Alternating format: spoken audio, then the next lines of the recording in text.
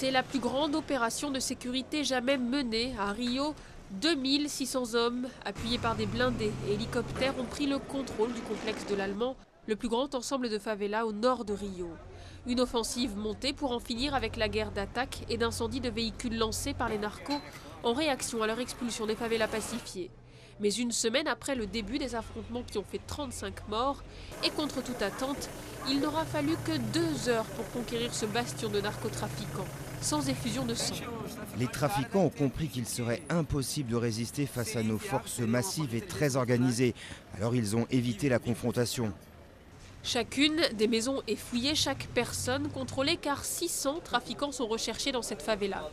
40 d'entre eux ont déjà été arrêtés, notamment l'un des assassins de Tim Lopez, un journaliste tué en 2002 dans le complexe de l'Allemand. D'autres trafiquants se cacheraient toujours dans la favela et plusieurs auraient fui par un réseau d'égouts, laissant derrière eux armes, munitions et drogues. Cette prise de contrôle est une victoire d'autant plus grande que pour la première fois, la population exprime son soutien aux forces de l'ordre. Ça va être mieux ici. Aujourd'hui, l'État est avec les habitants. Il va pouvoir nous aider. À présent, tout va aller mieux. Nous allons vivre tranquillement. Nous sommes là pour soutenir leur action et demander la paix.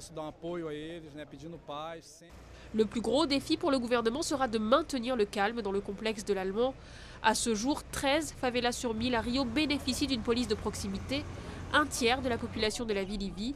Avec la Coupe du monde de football et des Jeux olympiques que le Brésil s'apprête à accueillir, l'État va devoir déployer les gros moyens et espère pacifier plus d'100 de favelas d'ici 2014.